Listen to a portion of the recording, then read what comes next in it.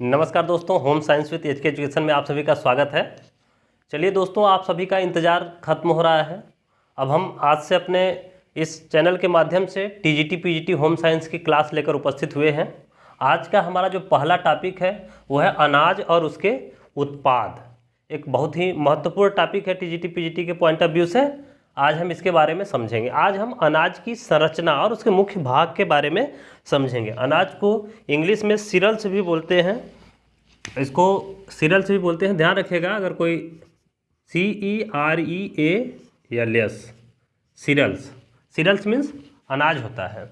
जैसा कि दोस्तों हम लोग जानते हैं, अनाज का हमारे जीवन में बहुत ही महत्वपूर्ण योगदान है, बहुत ही महत्वपूर्ण भूमिका है। एक जो है कि हमारे भोजन में इसकी बहुत ही महत्वपूर्ण भूमिका है, क्योंकि दैनिक जीवन में जो आम लोगों की दिनचर्या है उसमें अनाज हमारे भोज्य पदार्थ में ज़्यादा मात्रा में उपस्थित रहता है। इसीलिए इसका बहुत ही इम्पॉर्टेंट है हमारे जीवन को सुचारू रूप से चलाने में। अनाज को, जैसा कि हम लोग जानते हैं कि अनाज की जो संरचना है उसकी संरचना के बारे में पढ़ेंगे। अनाज की जो संरचना है उसको 3 मुख्य भागों में बांटा गया है। तो ये आप देख सकते हैं, ये अनाज है हमारा, और इसको 3 मुख्य भाग हैं इसके, यानी कि इसकी संरचना में 3 मुख्य भाग हैं। पहला जो है वो है पेरिकार्प बोलते हैं इसको, पेरिकार्प हो गया, या इसी को बोल देते हैं ब्रान, इसी को ब्रान बोल देते हैं।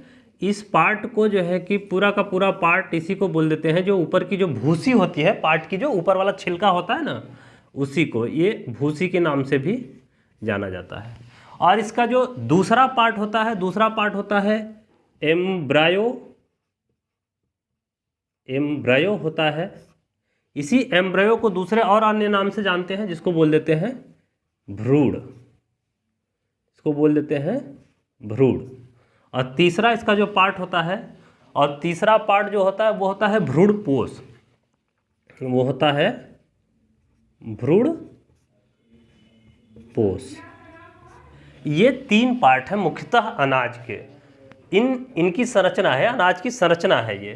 तो इसके 3 पार्ट हो गए। अब इन्हीं को एक एक करके हम लोग देखेंगे, समझेंगे। जैसा कि दोस्तों हम जानते हैं कि अनाज इम्पॉर्टेंट क्यों है हमारे लाइफ में, बहुत ही महत्वपूर्ण क्यों माना जा रहा है इसको, क्यों? क्योंकि ये आम आदमी तक, आम जन तक हमारे भोज्य पदार्थ के माध्यम से पहुंच पाता है। फल फूल सभी लोग नहीं खा पाते, अनाज तो सभी लोग खाते हैं, चाहे वो गरीब हो अमीर हो, किसी न किसी रूप में अनाज को लेता है। इसीलिए अनाज हमारे जो है कि मुख्य रूप से कार्बोहाइड्रेट, विटामिन्स और खनिज लवण के बेहतरीन स्रोत है, एक बेहतरीन स्रोत है। तो इसीलिए बोला जाता है कि अच्छा भोजन अस्वस्थ जीवन। भोजन हमारा अच्छा होगा तो जीवन हमारा स्वस्थ होगा, मतलब हमारा मानसिक संतुलन ठीक रहेगा, दिमाग ठीक रहेगा, शरीर ठीक रहेगा, पढ़ाई करने में भी मन लगेगा। चलिए अब इसके बारे में एक एक करके समझते हैं, तीनों पार्ट के बारे में अलग अलग। पहला है पेरिकार्प, ऊपरी भूसी या ब्रान। इसी को ऊपरी भूसी कह देते हैं। तो ये अलग अलग नामों से आपके एग्जाम में आ सकता है, तो इन तीनों को ध्यान रखना बहुत ही जरूरी है। अब हम समझेंगे, ये देखिए जो ऊपर वाला भाग है, ये अनाज जब निर्माण होता है अनाज का, जब पौधे से, तो ये जो है कि 3 परत बन जाते हैं, 3 भाग हो जाते हैं इसके मुख्य रूप से। इसका जो ऊपरी पार्ट के परत के बारे में हम लोग समझ रहे हैं। और ये जो है कि ऊपरी परत में देखिए क्या होता है, ये पेरिकार्प, ऊपरी भूसी या ब्रान, 3 नामों से जानते हैं मुख्यतः, जो है कि इसको ध्यान रखना है। अब इसका जो हमारी भूसी होती है, इसको या तो भूसी बोल लेते हैं मोटे तौर पे, ये हमारे अनाज का, ये पूरा अनाज है एक तरीके से। तो इस अनाज के दाने का 14% भाग, ये जो 14% दिया हुआ है, 14% भाग जो है कि हमारा ये भूसी होता है, ये भूसी वाला हिस्सा होता है। दोस्तों अब ये समझेंगे इसको कि ये जो भूसी या पेरिकार्प जो है वो बना किसका है आखिर। ये तो सवाल हमारे मन में आना चाहिए। जैसे ही हमने पढ़ा कि इसका ऊपरी पार्ट भूसी होता है, तो हमको तुरंत दिमाग में आना चाहिए कि भूसी तो ठीक है, भूसी का निर्माण किसी न किसी चीज़ से तो हुआ होगा ना, जब ये निर्माण हो रहा था। तो अब उसके बारे में समझेंगे। तो भूसी का जो निर्माण हुआ है, वो निर्माण हुआ है एपिडर्मिस से और हाइपोडर्मिस से। ये एपिडर्मिस और हाइपोडर्मिस से मिल करके हमारे जो अनाज का ऊपरी परत का निर्माण हो जाता है, जिसी को हम बोलते हैं पेरिकार्प, ऊपरी भूसी या ब्रान। हमने आपको बताया कि यह 14% होता है पूरे अनाज के दाने का। अब इसका काम क्या है, जैसे ही हमने देखा कि ये ऊपरी परत को भूसी बोलते हैं, तो हमारे दिमाग में क्वेश्चन आया कि आखिर ये भूसी बना किससे, तो हमने तुरंत याद किया कि एपिडर्मिस से बना है और हाइपोडर्मिस से बना है। अब जैसे ही हमने समझा कि अच्छा ठीक है ये भूसी है, एपिडर्मिस और हाइपोडर्मिस से बना है, तो भाई काम क्या है, सभी इंसान का काम है, हम धरती पर आए हैं, हर इंसान का कुछ न कुछ काम है ना, सबका अलग अलग रोल है। इसी तरीके से अनाज का जो हम अभी संरचना पढ़ रहे हैं, इसके जो मुख्य भाग पढ़ रहे हैं, उन सभी भागों का अलग अलग कार्य है। तो इसका कार्य क्या है, इसका कार्य है प्रोटीन, वसा, खनिज लवण, और ये प्रोटीन, वसा और खनिज लवण का संग्रहण होता है। इसमें 20% प्रोटीन, वसा, खनिज लवण जो हमारे अनाज के दाने में होता है, उसका 20% भाग जो है कि इस अनाज के दाने में उपस्थित रहता है। कार्य क्या है, कार्य है इसका जो हमारा अनाज का दाना है, उस दाने को, अंदर जो दाना है उसको सुरक्षित रखने का कार्य करता है, एक सुरक्षा कवच बना के रखता है, जिसको बोल सकते हैं सुरक्षात्मक आवरण प्रदान करता है। अब ये जो सुरक्षात्मक आवरण होता है, इसमें किस किस विटामिन्स का, किस किस खनिज लवणों का मिश्रण होता है, उसको भी जानना जरूरी है, क्योंकि आपके एग्जाम में ये पूछ सकता है कि आखिर जो ये हमारा भूसी है वो हमारे अनाज के दाने के लिए सुरक्षा कवच का कार्य कर रहा है।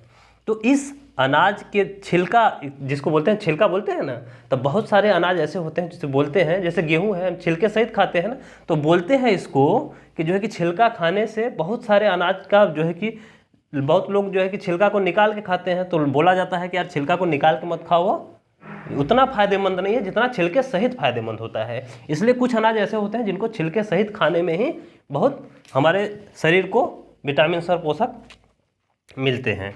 अब जिस तरीके से कहते हैं कि चोकर युक्त आटा खाएंगे तो हमारे जो है कि शरीर के लिए वो ज़्यादा जो है कि विटामिन और खनिज लवण का स्रोत होगा एज कंपेयर टू बिना चोकर वर्ग युक्त आटा।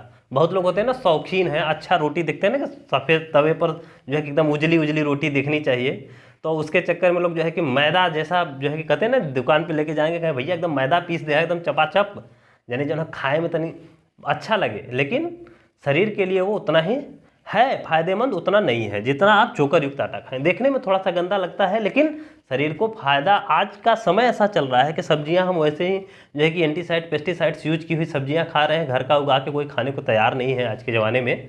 तो अगर हम जो है कि कुछ चीज़ें जो अपने हाथ में उसको करें तो हमारे सेहत का जो है कि भली भांति से ख्याल रखा जा सकता है, और रखेगा कौन, वो खुद को रखना है। तो चलिए वो सब खैर बात की बातें हैं। तो ये जो भूसी होता है, यह भूसी आपका जो है कि इस भूसी में रेशा प्रचुर मात्रा में उपस्थित होता है, विटामिन बी इसी भूसी में होता है, और कुछ खनिज लवण होते हैं। तो हमने देखा कि अनाज का जो बाहरी आवरण है उसको पेरिकार्प, ऊपरी भूसी या ब्रान कहते हैं।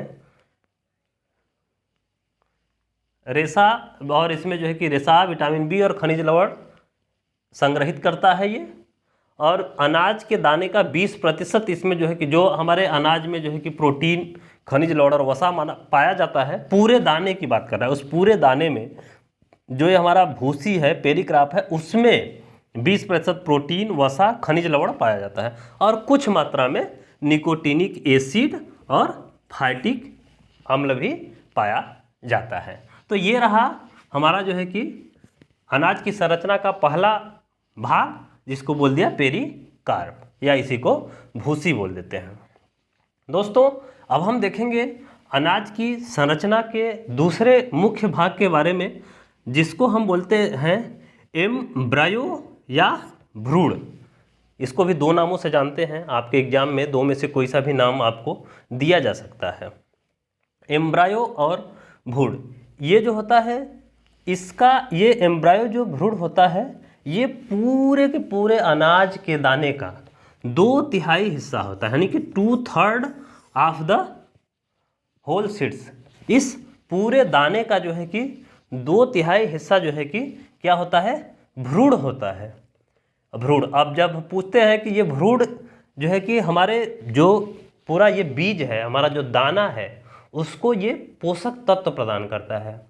वो जो हमारे दाना जब बनना स्टार्ट होता है, जब कच्चा धान होता है या कोई और बीज होता है, जब पौधे में वो बनना स्टार्ट होता है, वो दाना धीरे धीरे दाने का रूप जब लेने लगता है, तो उस दाने को मोटा दाना होने में, अच्छा दाना होने में उसको भी तो चाहिए ना, खनिज, विटामिन, मिनरल्स चाहिए।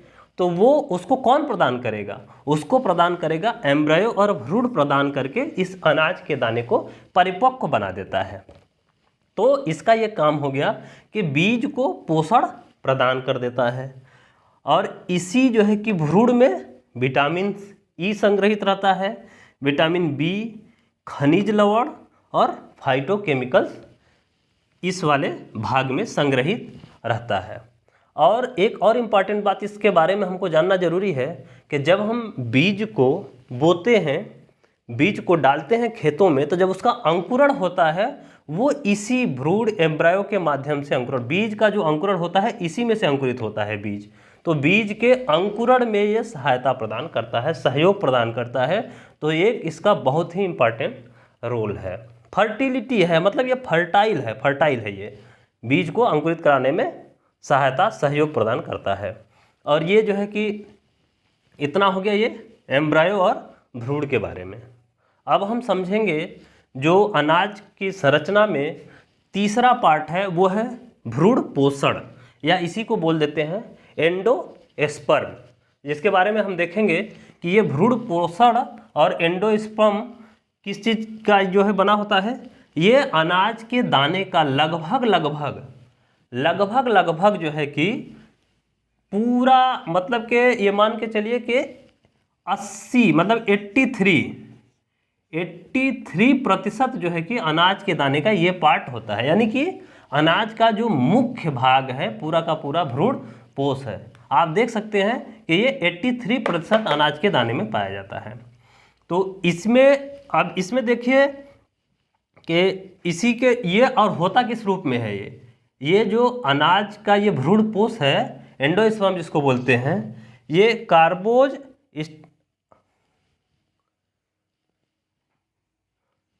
देखेंगे भ्रूण पोष। अब इसमें क्या क्या पाया जाता है? इसमें होता है प्रोटीन, विटामिन और जो है कि कार्बोहाइड्रेट्स। विटामिन इसमें जो है कि कुछ कम मात्रा में होता है। विटामिन बी जो होता है इसमें कम मात्रा में होता है एज कंपेयर टू दिस, मतलब एम्ब्रायो भ्रूण में विटामिन बी ज़्यादा मात्रा में पाया जाता है। भूसी में भी विटामिन बी होता है, लेकिन इसमें विटामिन बी पाया जाता है, इसमें भी, लेकिन इसमें कम मात्रा में विटामिन बी पाया जाता है। कार्बोहाइड्रेट पाया जाता है, प्रोटीन, विटामिन इस भाग में पाया जाता है। अब देखिए जो कार्बोज होता है अनाज में, जो कार्बोज होता है वो स्टार्च के रूप में उपस्थित होता है। जो हमारे अनाज में कार्बोज होता है वो स्टार्च के रूप में होता है। क्वेश्चन अगर आपको एग्जाम में पूछता है, ये सवाल पूछता है कि अनाज में कार्बोज किस रूप में उपस्थित होता है, दे देगा जो है कि स्टार्च के रूप में, लाइपेज के रूप में, माइलेज के रूप में। तो आपको आंसर याद होना चाहिए या पता होना चाहिए। अगर आप पढ़े रहेंगे डिटेल में तब आपको ध्यान आएगा कि वो हमने पढ़ा था कि वो स्टार्च के रूप में, किस रूप में, स्टार्च के रूप में कार्बोज हमारे अनाज में उपस्थित रहता है।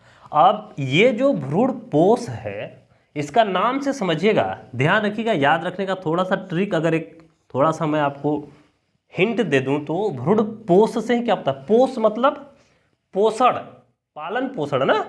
तो अनाज का अधिकतर जो है कि पोषण, जितने भी पोषक तत्व जो अनाज में उपस्थित होते हैं अधिक संख्या में, ज़्यादातर जो है कि इसी भाग में उपस्थित होते हैं। मतलब अनाज में जो हमारा प्रोटीन्स है, कार्बोहाइड्रेट्स है, वो ज़्यादातर जो है कि पोषक तत्व जो बोलते हैं ना कि अनाज बड़ा पोषक अनाज है, वो इसी जो है कि अनाज अधिकतर इसी भाग में संग्रहित रहता है। वो किस भाग में संग्रहित रहता है? भ्रूण पोष में। अब अनाज में अलग अलग तरीके का, अब इसी में देखिए हमने 3 जो है कि अनाज की संरचना पढ़ा, पेरिकार्प या इसी को ब्रान बोल दिया, या इसी को भूसी, जो ऊपरी परत होती है भूसी हो गया, एम्ब्रायो या भ्रूण हो गया, और इसको एक तीसरा अंग हो गया उसका भ्रूण पोष। अब देखिए अभी क्वेश्चन पूछ देगा कि अनाज में उपस्थित रेशा अनाज के किस भाग में या किस अंग में पाया जाता है। तो आपको समझना चाहिए कि इसमें देखिए रेशा कहाँ लिखा हुआ है, रेशा लिखा हुआ पेरिकार्प में। तो आपको तुरंत ध्यान आना चाहिए कि जो रेशा उपस्थित होता है अनाज में वो किस भाग में या अनाज के किस अंग में उपस्थित होता है, तो वो होता है पेरिकार्प में, भूसी में या ब्रान में। क्वेश्चन उसी तरीके से पूछ सकता है आपसे कि विटामिन ई अनाज के किस अंग में उपस्थित रहता है, अनाज में है किस अंग में है। अगर पूछ दिया, आपको ध्यान रखना चाहिए कि एम्ब्रायो या भ्रूण में विटामिन ई की मात्रा उपस्थित रहती है। इसी तरीके से बच्चों बहुत सारे प्रश्न बनाए जा सकते हैं, इसीलिए बोल रहा हूं कि आप लोग साथ दीजिए हमारा, ज़्यादा से ज़्यादा लाइक और शेयर करिए वीडियो को। अगर पसंद आता है तो अपने दोस्तों को ज़्यादा तक बताइए और उनके तक ये पहुंचाइए कि ये होम साइंस की क्लास चल रही है। और हम आपसे वादा करते हैं ये हमारी पूरी की पूरी वीडियो बिल्कुल फ्री होगी, और जो पढ़ाएंगे अच्छा पढ़ाएंगे, जितना भी पढ़ाएंगे, ताकि आपकी समझ बढ़े और एग्ज़ाम में आपसे प्रश्न बने। तो ये हो गया बच्चों अनाज की संरचना के बारे में हमने समझा। अब अनाज में कुछ विटामिन्स होते हैं, खनिज लवण होते हैं, प्रोटीन्स होते हैं जो अलग अलग रूपों में उपस्थित रहते हैं। आइए उनको हम देखते हैं कि वो किस किस रूप में भिन्न भिन्न अनाजों में उपस्थित रहते हैं। जैसे देखिए, हमने देखा एंजाइम पाया जाता है अनाज में। तो एंजाइम लाइपेज के रूप में भी पाया जाता है, एमाइलेज के भी रूप में पाया जाता है, प्रोटीएज के रूप में पाया जाता है, ऑक्सीडो रिडक्टेज के रूप में भी पाया जाता है, ऑक्सीडो रिडक्टेज के रूप में भी पाया जाता है। तो हमने देखा कि एंजाइम जो हमारे अनाज में उपस्थित है वो कई रूपों में पाया जा रहा है। लाइपेज के रूप में भी पाया जा रहा है, एमाइलेज के रूप में भी पाया जा रहा है, प्रोटीएज के रूप में पाया जा रहा है, और ऑक्सीडो रिडक्टेज के रूप में पाया जा रहा है। और बच्चों बहुत इम्पॉर्टेंट बात ध्यान रखने वाली ये है कि जो अनाज है, हमारे अनाज में वसा बहुत कम मात्रा में पाया जाता है। इसीलिए तो इतना इम्पॉर्टेंट है। क्यों? अगर इम्पॉर्टेंट नहीं, इसीलिए तो इम्पॉर्टेंट है, वसा कम मात्रा में पाया जा रहा है। क्यों? क्योंकि अनाज का जो हम उपयोग कर रहे हैं हमारे दैनिक जीवन में, सबसे ज़्यादा उपयोगी अगर कोई है तो अनाज है। हमारे भोजन में भी देखिए ज़्यादातर हिस्सा अनाज का है। कौन सलाद ले रहा है? सब मिडिल क्लास से नीचे वाले जितने भी हैं, दाल चावल रोटी से खर्चा चल रहा है। सलाद कहाँ किसको नसीब हो रहा है? बहुत कम ऐसे लोग हैं जो, जिनके पास पैसा है भी वो सलाद खाना कुछ पसंद नहीं करते, कुछ लोगों को पसंद नहीं है। इसीलिए देखिए इसका इम्पॉर्टेंट बढ़ गया। इसीलिए तो भगवान ने कहा कि इसको इस तरीके से इसकी संरचना की जाए कि इसमें फैट कम रहे, वसा कम हो जाए, ताकि अनाज ज़्यादातर मात्रा में यूज किया जाता है। अगर ये फैट हो जाएगा तो बहुत सारी बीमारियां हमारे शरीर में, जितने ज़्यादा फैट इकट्ठा हो जाएंगे बहुत ढेर सारी बीमारियों का घर हो जाएगा। इसीलिए बहुत इंपॉर्टेंट पॉइंट है ये याद रखने वाली कि वसा कम मात्रा में अनाज में, ठीक है। रेशा अच्छी मात्रा में पाया जाता है, उचित मात्रा में। जैसे अब रेशा, जो कुछ अनाज ऐसे भी हैं जिसमें रेशा कम मात्रा में भी पाया जाता है, रेशा को फाइबर भी कहते हैं इंग्लिश में।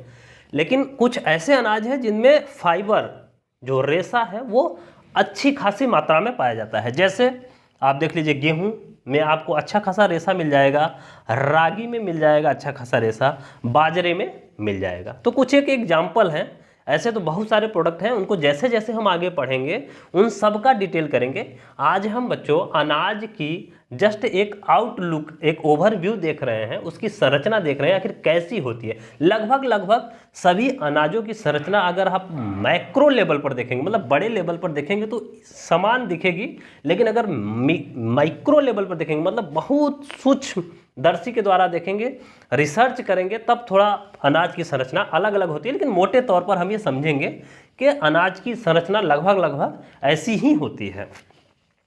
अब देखते हैं, स्टार्च, विटामिन बी का, स्टार्च का और विटामिन बी मुख्य स्रोत है अनाज, विटामिन बी का मुख्य स्रोत हो गया।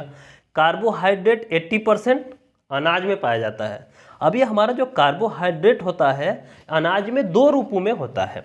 दो रूपों में, कार्बोहाइड्रेट रेशे के रूप में और एक घुलनशील कार्बोहाइड्रेट के रूप में।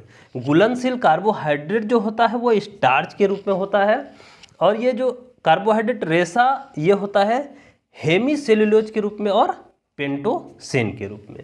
यही अगर कहीं कहीं आपको कंफ्यूज मत होइए, अगर पेंटोसेन दे दिया तो समझिएगा कि किसकी बात कर रहा है, वो किसी और की नहीं बल्कि किसकी बात कर रहा है, कार्बोहाइड्रेट की बात कर रहा है। बोल देगा क्वेश्चन में कि पेंटोसेन अनाज में पाया जाता है कि नहीं पाया जाता है, तो बहुत सारे बच्चे जो डीप में नहीं पढ़ रहेंगे वो कन्फ्यूजन में आ जाएंगे कि यार पेंटोसेन नाम ही नहीं सुना था, ये पेंटोसेन शब्द आ कहाँ से गया। पेंटोसेन वास्तव में है क्या, कार्बोहाइड्रेट ही है। तो इन सब बातों को ध्यान रखना है कि हमने एग्जाम्पल बता दिया कि किस तरीके से ध्यान रखना है।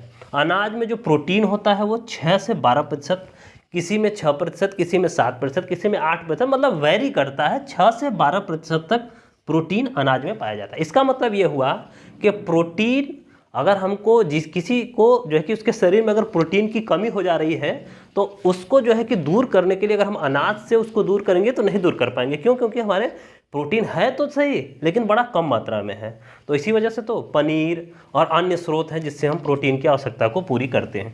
तो इस तरीके से हम लोग अलग अलग प्रोटीन की पूर्ति के लिए क्या करते हैं कि पनीर खाते हैं, अंडा खाते हैं, ये सब खा के प्रोटीन की पूर्ति करते हैं। और जो एक और इम्पॉर्टेंट बात है वो अनाज के इस चैप्टर में ध्यान रखने वाली बात है, वो बात है कि अनाज में वेरी वेरी इंपॉर्टेंट पार्ट है ये कि विटामिन ए और सी नहीं पाया जाता। बहुत ही इंपॉर्टेंट है, इसको 5 स्टार बना लीजिएगा और ध्यान रखिएगा इस आने वाले टीजीटी पीजीटी के एग्जाम में मेरे हिसाब से ये क्वेश्चन आ रहा है। कहीं ना कहीं ये देखने को आपको मिलेगा कि अनाज में कौन सा विटामिन नहीं पाया जाता। ऑप्शन में दे दिया vitamin E, vitamin B, vitamin C, vitamin D. तो कौन सा ऑप्शन हो जाएगा? Vitamin E, B, C, D option में दे रहा है। पता नहीं है किसी को तो लोग कंफ्यूज हो जाएंगे। जिसको पता है वो सीधे सीधे विटामिन सी पे टिक करेगा और आगे बढ़ जाएगा हंसते मुस्कुराते।